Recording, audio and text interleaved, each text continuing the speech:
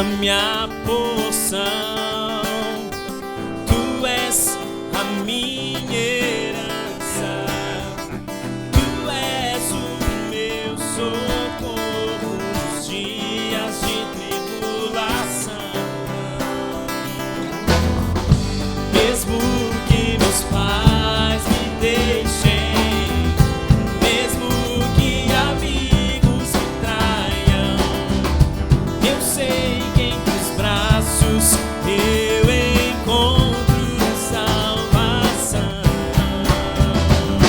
Ainda que a figueira não floresça, ainda que a videira não dê o seu fruto, mesmo que não haja alimento nos campos, eu me alegrarei em ti. Ainda que a figueira não floresça, ainda que a videira não dê o seu fruto, mesmo que não haja alimento nos campos, eu me alegrarei em ti.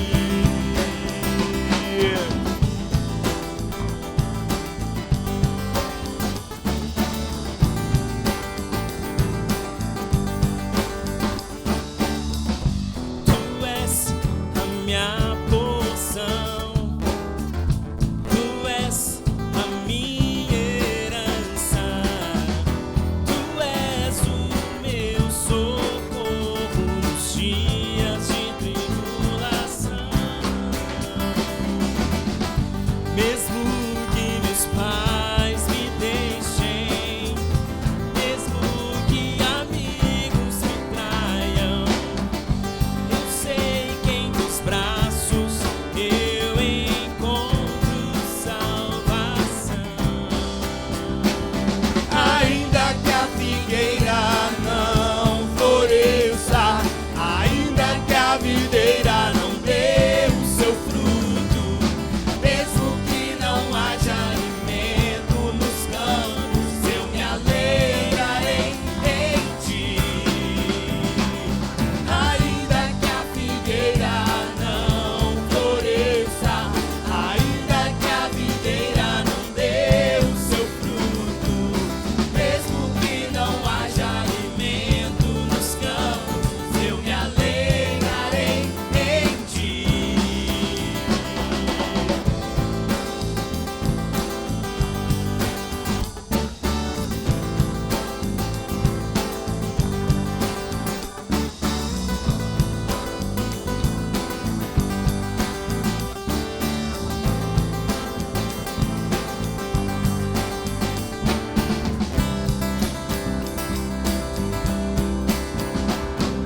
Ainda que a figueira não floresça, ainda que a videira não dê o seu fruto, mesmo que não haja alimento nos campos, eu me alegrarei em ti.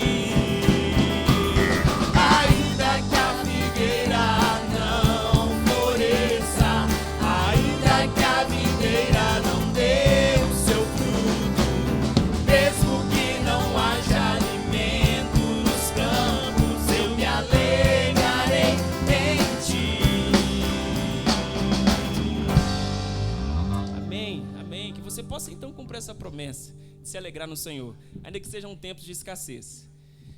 Nós vamos cantar mais uma próxima canção e você, além de adorar com sua voz, com seu coração, né? Cantando, você pode também adorar o Senhor, entregando seus dízimos e ofertas. É o momento onde nós podemos reconhecer a soberania de Deus sobre as nossas vidas, entender que nada daquilo que, na verdade, tudo aquilo que temos, né, pertence ao Senhor.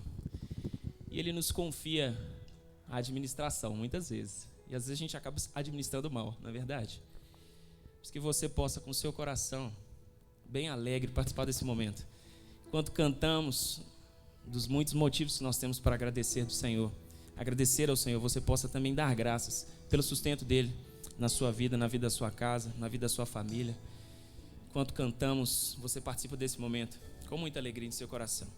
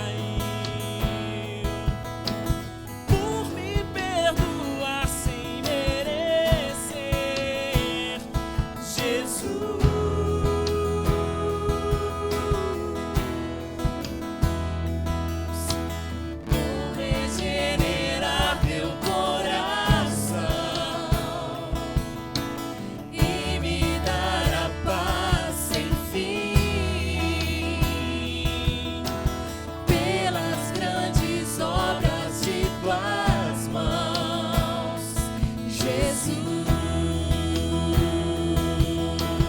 Graças. Graças dou, Jesus. Graças dou, Jesus. Graças dou por tudo que fizeste a mim. Graças dou.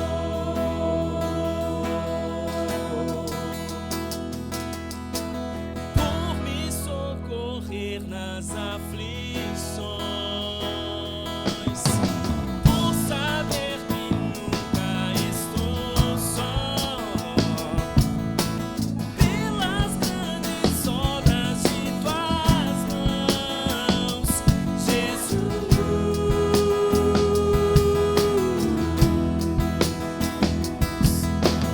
Ao autor da minha salvação, meu amado, meu Senhor, seja minha grata adoração, Jesus.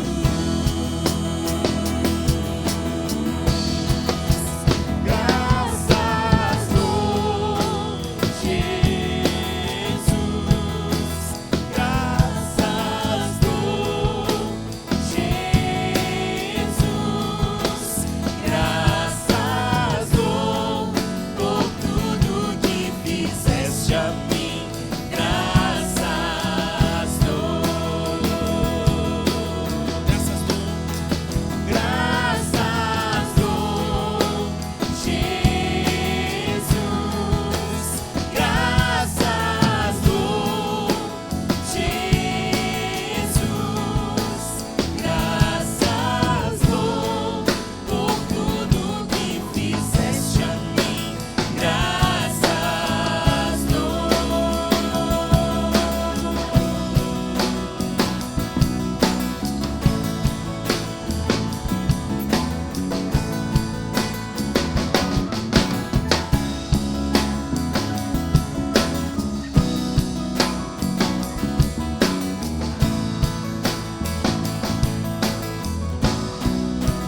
Graças dou, Jesus. Graças dou, Jesus. Graças dou por tudo que fizeste a mim. Graças dou. Graças dou, Jesus. Graças dou, Jesus. Graças dou por tudo que fizeste a mim. Graças dou. Diga mais uma vez, graças dou. Graças dou, Jesus. Graças dou, Jesus. Graças dou por tudo que fizeste a mim. Graças dou. Graças dou, Jesus. Graças dou, Jesus. Graças dou por tudo que fizeste a mim. Graças dou. Deus, essa é a nossa oração diante do Senhor. Nós queremos te dar graças por tudo que o Senhor tem feito nas nossas vidas. A começar da nossa salvação. Esse é o bem maior que nós recebemos do Senhor. Se é algo que nós esperamos, ó Deus, certamente é a volta do Senhor. Tempo onde nós não teremos mais dor, lutas, sofrimento, mas gozo e paz eterna. Ainda que estejamos aqui, ó Deus, nessas tribulações que nós vivemos, nós queremos te dar graças. e reconhecer, ó Deus, que nós já somos salvos pelo Senhor. Portanto, nós temos o nosso coração grato diante de Ti. E nos ensine a enxergar, ó Deus, em meio às dificuldades, que há esperança, e essa esperança é o Senhor, e que nós já temos alegria no Senhor, por sermos comprados por Ti, Pai. Te damos graças porque o Senhor proveu sustento, porque o Senhor provê saúde, porque o Senhor nos permitiu nesta manhã acordar, estarmos aqui louvando o Teu nome, com o nosso coração se quebrantando diante da Tua presença. Nós oramos a Ti, ó Deus, e reconhecemos que Tu és o nosso Deus, Tu és o nosso Pai, Tu és o nosso amado Senhor. Continue falando ao nosso coração nesta manhã, em nome de Jesus que oramos. Amém, amém, amém. Você pode se assentar.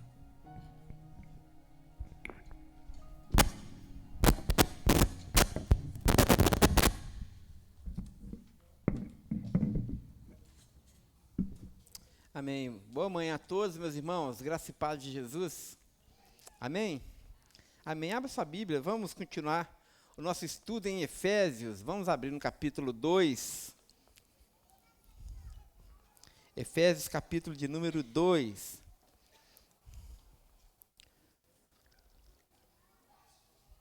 Enquanto os irmãos abrem, procuram aí Efésios, capítulo 2. Eu só quero reiterar o convite da irmã Nayara para estarmos aqui no domingo à noite, próximo domingo, para a gente comer. Além da gente ter uma boa palavra, nós também vamos ter um bolo gostoso. O que ela não falou foi que ela que vai fazer o bolo e vai doar para a igreja, né? E o bolo é gostoso demais, viu, gente? Então não venha só por causa do bolo, mas venha também por causa do bolo, porque vai valer muito a pena. Eu não posso, que estou com intolerância à lactose, mas eu vou deixar o meu pedaço para vocês aí. Então, para Viviane. Muito bem. Efésios capítulo 2, a partir do verso 1, leremos até o verso de número 10. Veja se perto de você tem alguém sem Bíblia. Se tiver, ofereça a sua. E se for possível também, a gente vai estar projetando aí para que todos possam participar da leitura. Diz assim o texto do nosso estudo nessa manhã, palavras do apóstolo Paulo. Ele lhes deu vida quando vocês estavam mortos em suas transgressões e pecados, nos quais vocês andaram noutro tempo, segundo o curso deste mundo, segundo o príncipe da potestade do ar e do espírito que agora atua nos filhos da desobediência. Entre eles também nós todos andávamos no passado, segundo as inclinações da nossa carne, fazendo a vontade da carne e dos pensamentos, e éramos, por natureza, filhos da ira, como também os demais. Mas Deus, sendo rico em misericórdia, e por causa do grande amor com que nos amou, e estando nós mortos em nossas transgressões, nos deu vida juntamente com Cristo. Pela graça sois salvos, e juntamente com Ele nos ressuscitou, e com Ele nos fez assentar nas regiões celestiais em Cristo Jesus. Deus fez isso para mostrar nos tempos vindouros a suprema riqueza da sua graça em bondade para conosco em Cristo Jesus. Porque pela graça vocês são salvos mediante a fé, e isso não vem de vocês, é dom de Deus, e não vem de obras para que ninguém se glorie. Pois somos feitura dele, criado em Cristo Jesus para boas obras, as quais Deus de antemão preparou para que andássemos nelas. Pai, que nessa manhã o Teu Espírito que inspirou essas santas letras possa iluminar a nossa mente, possa iluminar o nosso coração, para que possamos entender, Senhor, a profundidade, a largueza, a altura desse Seu grande amor. Fala conosco hoje, assim nós te pedimos e oramos no precioso nome de Jesus. Amém, amém e amém. Irmãos, como nós falamos já nas nossas aulas passadas, Efésios capítulo 2 tem como tema principal a afirmação de Paulo falando que Cristo nos salvou. Ele nos salvou. E nesse capítulo 2, verso 1 até o verso de número 10, nós vamos ver com muita clareza a exposição do evangelho do apóstolo Paulo. Paulo aqui está pregando para crentes, ele está pregando o evangelho para os cristãos, lembrando acerca da natureza e da obra de Jesus Cristo. Nós sabemos que o tema central de Efésios, de toda a carta aos Efésios, é justamente a nova sociedade que Cristo fundou a partir da sua morte e da sua ressurreição, onde Paulo tem como propósito principal expor a sublimidade de Jesus Cristo e também responder aquela clássica pergunta que nós sempre fazemos aqui quando lemos as epístolas do apóstolo Paulo. E agora, como nós vamos viver? Esse é o ponto principal. Paulo expõe a natureza do evangelho da graça de Deus e depois ele traz as implicações e os desdobramentos desse evangelho, sobretudo na nossa vivência da palavra de Deus. Porque nós sabemos que a palavra de Deus não é apenas para ser nossa teoria, para ser apenas parte de uma curiosidade intelectual que nós temos, mas nós nos expomos à palavra de Deus com o objetivo de colocarmos essa palavra em prática, não apenas dentro da igreja, mas fora da igreja também. Mas aqui no capítulo 2, a partir do verso 1, Paulo vai expor a natureza dessa salvação, e ele vai responder, nesses versos, até o verso de número 10, 3 perguntas importantes acerca da obra de Cristo, né? A primeira pergunta é, ele nos salvou, ok, mas ele nos salvou de quê? Ou de quem? Então, essa é a primeira pergunta que o apóstolo Paulo responde. Ele nos salvou de quem? Ou de quê? A segunda pergunta que o apóstolo Paulo responde é, salvos por quem? Nós fomos salvos. Quem nos salvou? E como se deu essa salvação? E a terceira pergunta que o apóstolo Paulo responde é justamente essa: salvo para quê? Qual é o propósito da nossa salvação? Então, nessa aula de hoje e na aula do próximo domingo, se Deus quiser, nós vamos terminar essa perícope, essa parte aqui desse evangelho, e nós vamos tentar responder essas 3 perguntas. Então, a primeira pergunta em tela para nós aqui na nossa aula é justamente essa, né? Nós fomos salvos, mas de que nós fomos salvos? Ou de quem nós fomos salvos?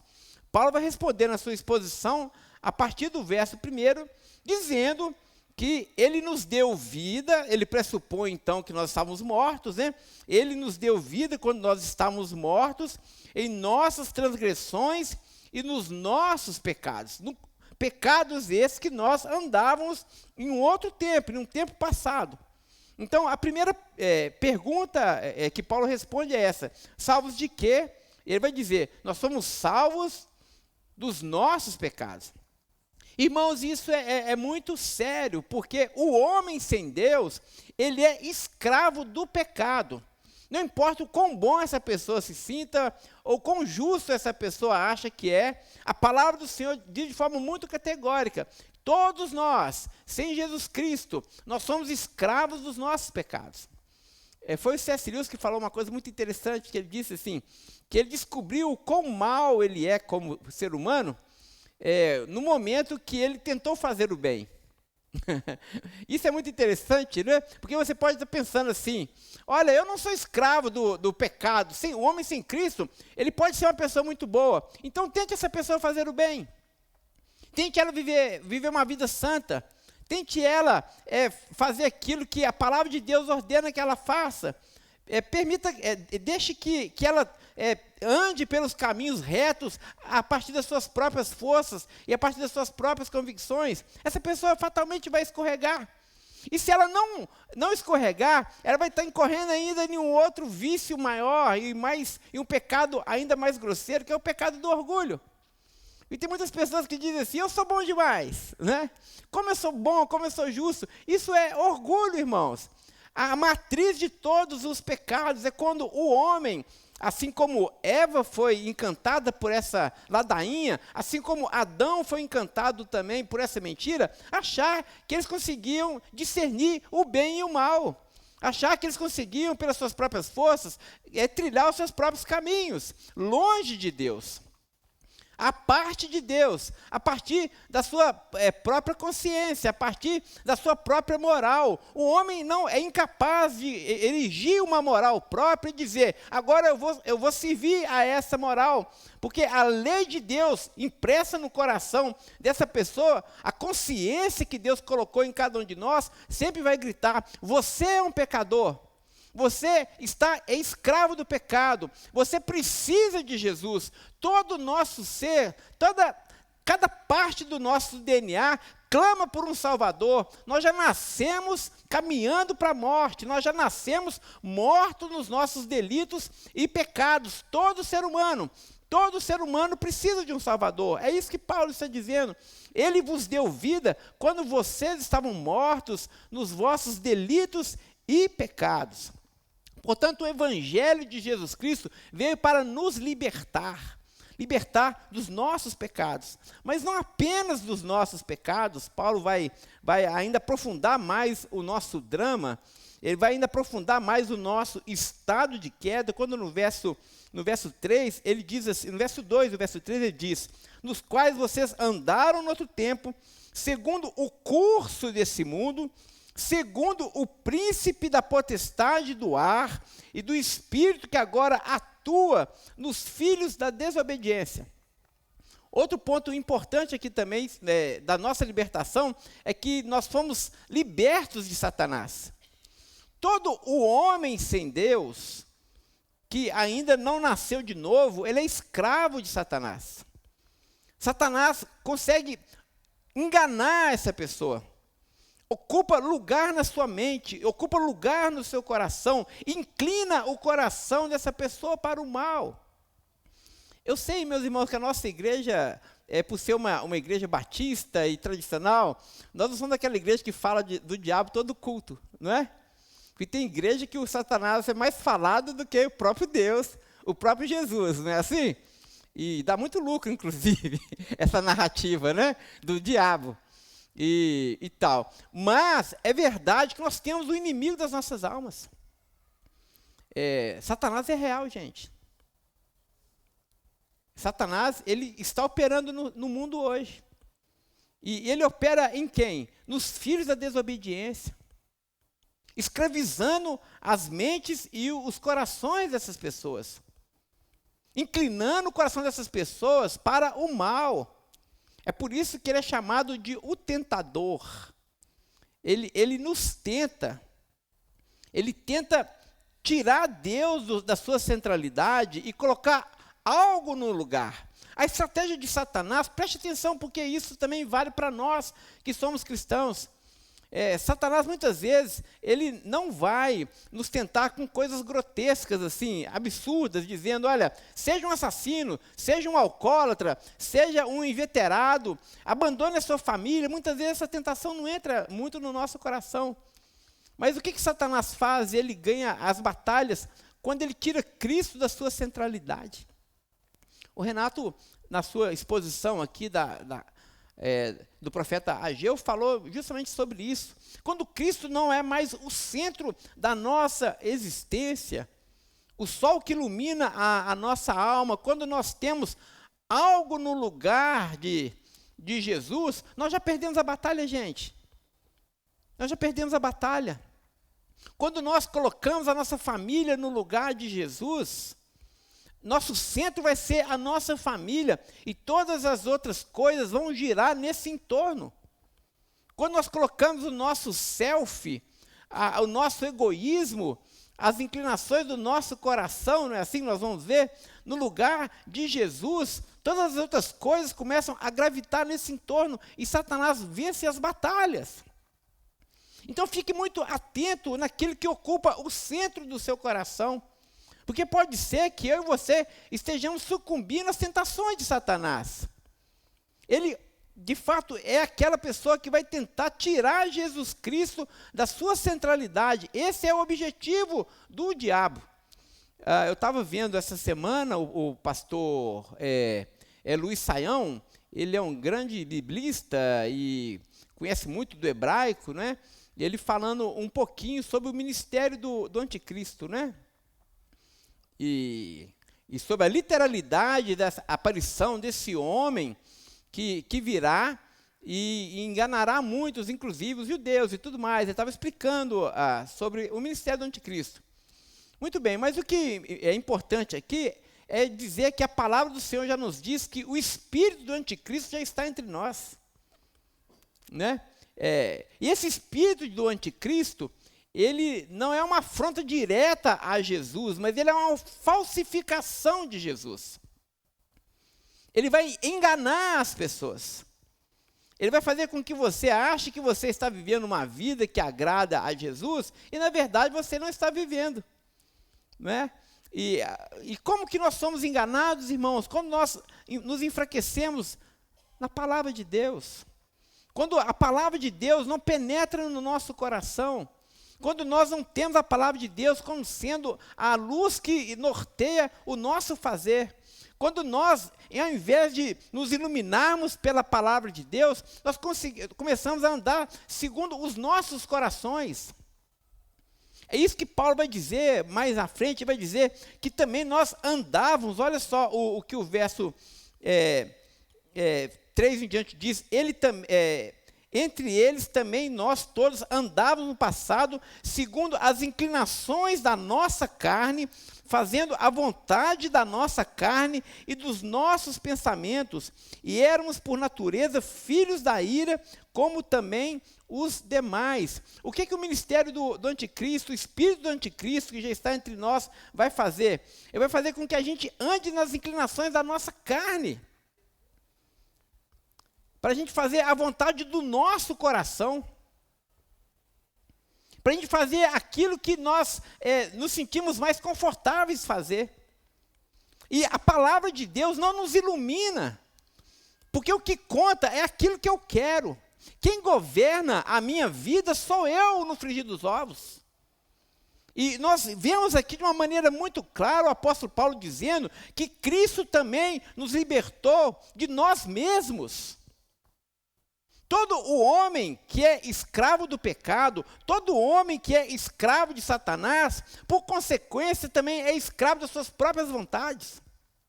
O Elbert lembrou muito bem a citação do C.S. Lewis, quando C.S. Lewis vai dizer, quando nós nos recusamos a dizer para Deus, Senhor, faça-se a sua vontade, Ele vai dizer para nós, então que se faça a sua vontade.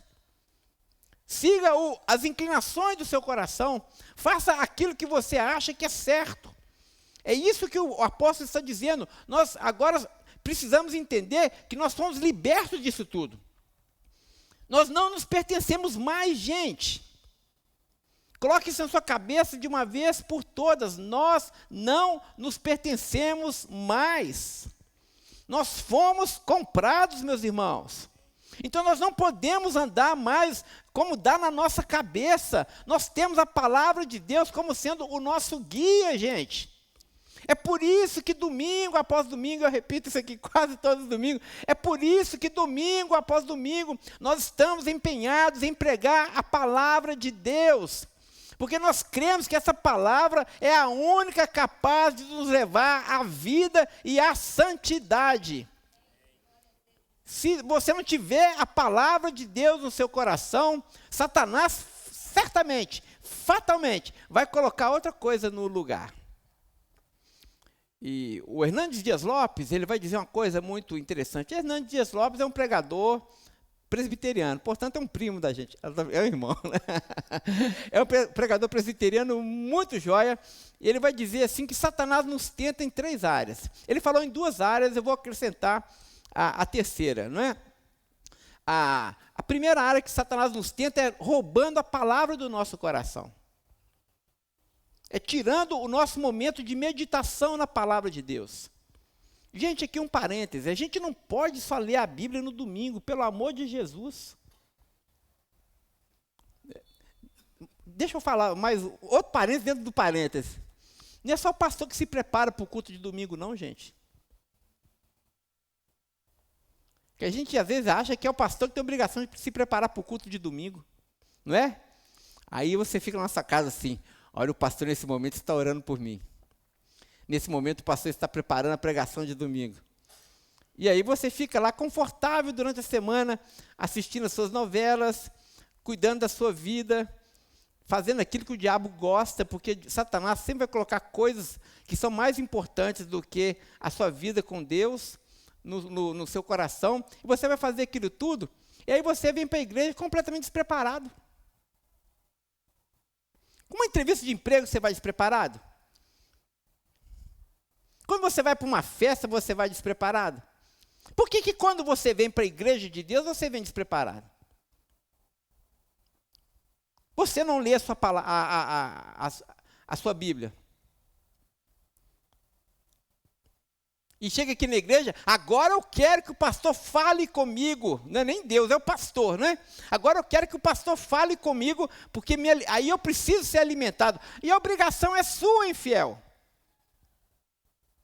Nós temos a obrigação diante de Deus, meus irmãos, de deixar que essa palavra penetre no nosso coração e transforme a nossa vida. Então, Hernandes Dias Lopes vai dizer, Satanás nos rouba do tempo com a palavra.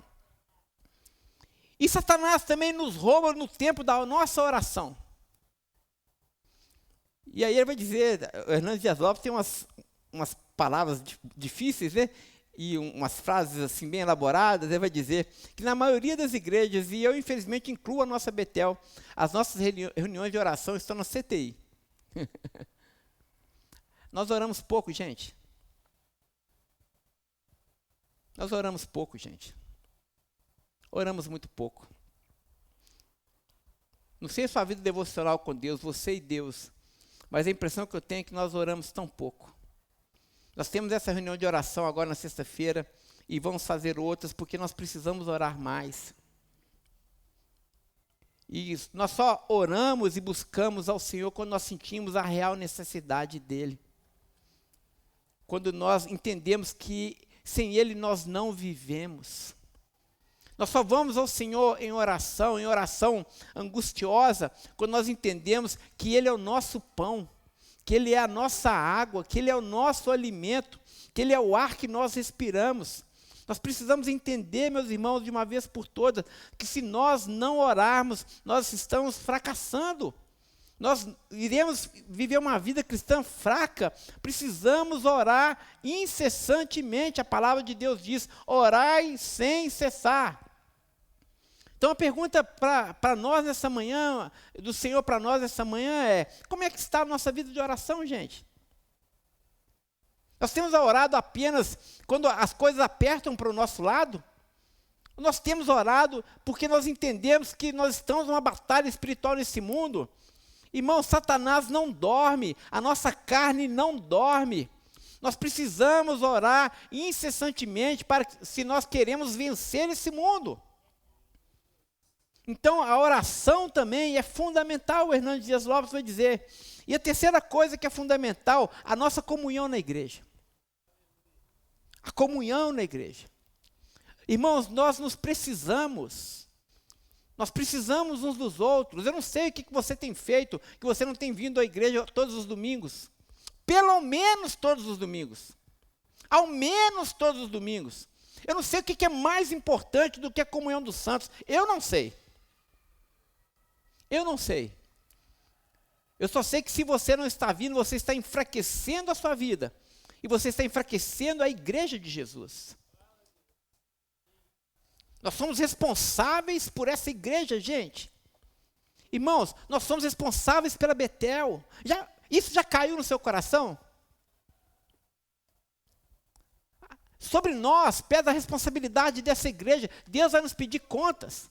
É claro, Deus vai pedir contas a mim, e eu sei disso. E isso me faz tremer por dentro. Mas eu quero que faça tremer você também. Essa igreja é sua. Deus colocou você aqui, para que aqui você sirva com seus bens, com seus dons e com seus talentos.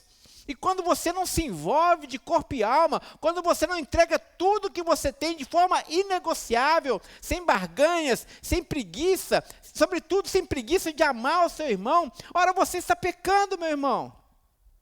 Isso é pecado, gente. A falta de comunhão é pecado. E eu fico muito triste porque eu tenho que navegar na internet, eu passo a semana toda vendo tudo quanto é tipo de pregação, e é impressionante como tem se multiplicado o número de pregadores, de falsos profetas, homens que não temem a Deus, dizendo que você pode servir a Deus sem estar na igreja. É impressionante. E eles não citam uma base bíblica para isso, mas apenas dizem, olha, você pode servir a Deus na sua casa, você pode servir a Deus isoladamente. E, gente, isso é mentira de Satanás. Satanás quer enfraquecer a igreja de Jesus, e quando nós nos reunimos, o espírito da comunhão que está entre nós, ele promove a nossa genuína adoração a Jesus Cristo, e nós nos fortalecemos nessa adoração, nós nos fortalecemos nessa comunhão, quando nós nos envolvemos e quando nós amamos a nossa comunidade. E aqui eu não faço proselitismo da Betel, você pode estar na igreja que você quiser, que Deus te colocar, mas que você esteja ali com o seu corpo e com sua alma para valer, gente. E quando nós oramos por essa igreja, quando nós contribuímos com essa igreja, quando nós entregamos os nossos dons, os nossos talentos para a edificação da igreja, Jesus Cristo é glorificado. Se Deus plantou você aqui na Betel, saiba disso. Você precisa entregar ao Senhor tudo que você tem. Como o Renato falou, não apenas seus bens, seus dons, mas o seu tempo também. A comunhão, portanto, é fundamental. É isso que Paulo está dizendo. Nós estávamos andando assim. Nós éramos assim. Nós éramos escravos do pecado. Cristo já nos libertou, gente. Crente não anda na prática do pecado. Ok? Nós ainda pecamos. Mas crente que é crente, nascido de novo e que vai para o céu, não vive na prática do pecado. Porque o temor de Deus está no nosso coração. E o Espírito de Deus habita em nós. E Ele nos coloca no caminho que conduz à vida. Eu estava adorando aí, hoje o louvor foi tão gostoso, e Deus falou comigo. Eu orei ao Senhor, falando assim, Senhor, muito obrigado, porque o Senhor não deixou eu seguir o meu coração. Porque o nosso coração é enganoso. O Senhor não me deixou mergulhado nos meus vícios e pecados. Muito obrigado, porque o Senhor me libertou. Irmãos, e quando nós satisfazemos os nossos desejos, nós não somos livres. Porque esse mundo prega o seguinte, liberdade é você fazer o que você deseja. Isso não é liberdade. Liberdade não é você fazer o que você deseja. Liberdade é você fazer aquilo que é certo fazer. É muito diferente. Quando nós fazemos o que nosso coração deseja, muitas vezes nós somos escravos dos nossos desejos. E a palavra do Senhor diz que nós somos libertos dos nossos desejos. Nós somos libertos dos nossos pensamentos maus. Nós somos libertos dos nossos egoísmos. Nós somos salvos. Ele nos salvou. E aqui, para a gente fechar a nossa, como diz a Lara, sapatada da manhã, não é? Nós só somos salvos por Jesus Cristo, gente. Nós precisamos clamar por Jesus Cristo, gente. Nós precisamos ter temor no nosso coração por Jesus, gente. Eu vi uma frase numa camisa outro dia, muito joia, muito joia. Eu pensava muito criativo, né? E a camisa estava escrita assim, só Deus pode me julgar. Legal, né? Só Deus pode me julgar. Aí uma reticência assim, né? Aí dizendo, e isso não te atemoriza? Não é? Que as pessoas podem dizer, talvez seu coração esteja aí, a sementinha do capeta. Só Deus me julga, pastor.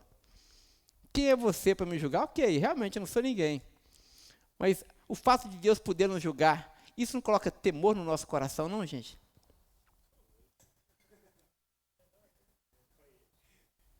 Não? Não é? É preferível o ser humano julgar, né? Porque o apóstolo Paulo vai dizer, ai daquele que cai nas mãos do Deus vivo. Mas a boa notícia para nós nessa manhã é que Deus nos trouxe aqui não para nos condenar, gente. A palavra do Senhor diz que Ele nos salvou, que Ele nos libertou dos nossos pecados, Ele nos libertou de Satanás, Ele nos libertou de nós mesmos. E nos libertou para quê? Semana que vem a gente vai entrar nessa parte. Amém? Amém. Feche seus olhos e vamos orar ao Senhor nessa manhã.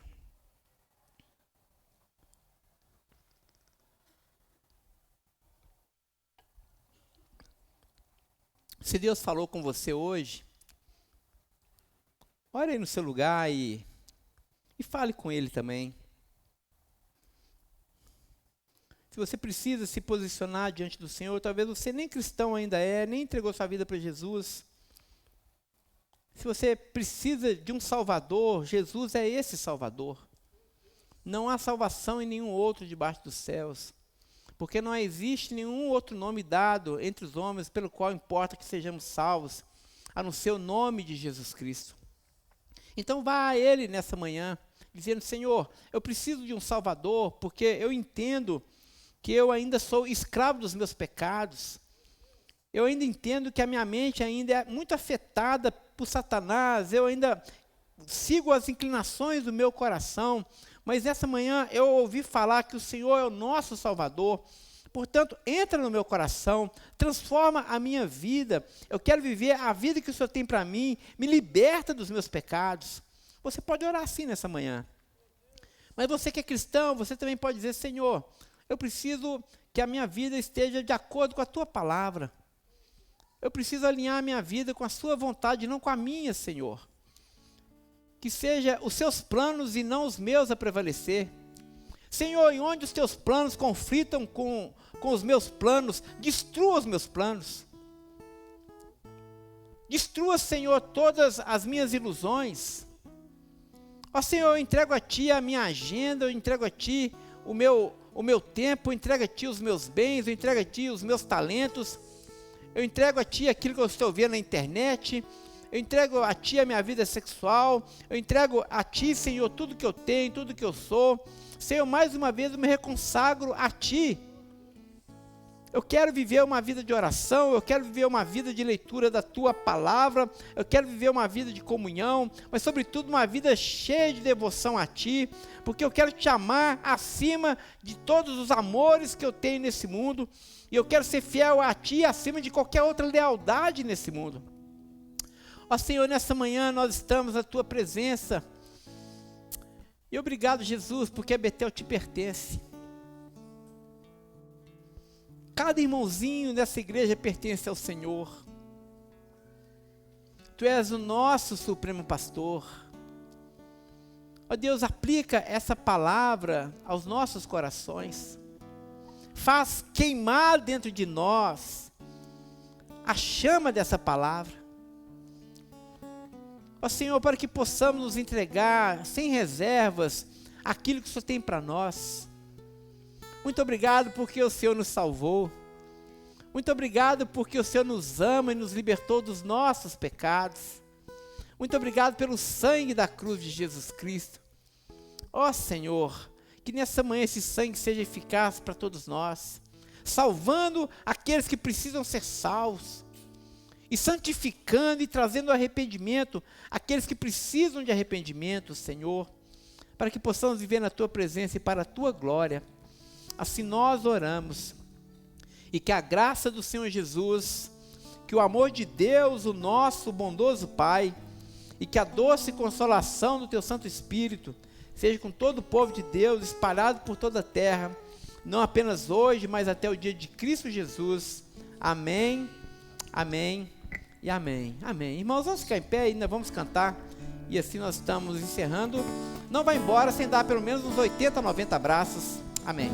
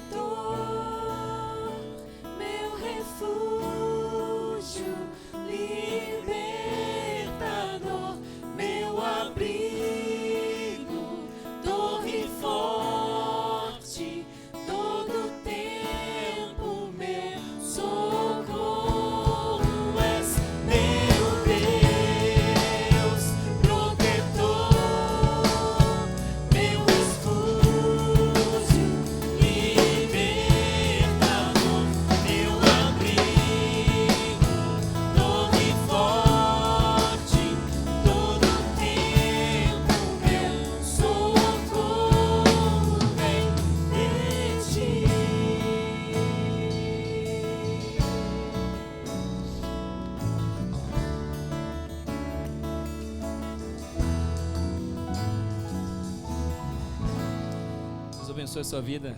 Até mais à noite.